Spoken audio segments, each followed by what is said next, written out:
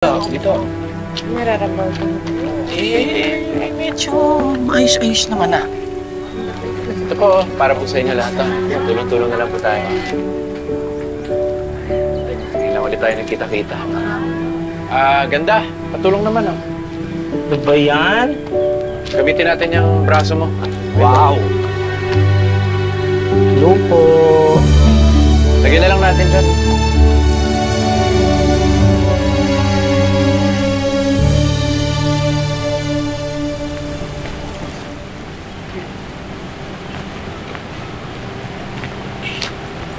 Alex, kanina ka pa namin nahanap doon.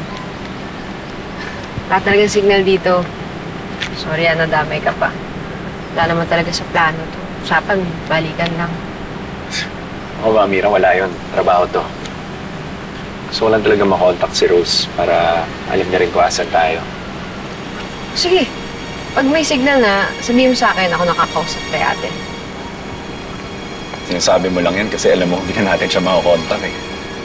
Bakit? Sino ba mas takot sa atin kay ate?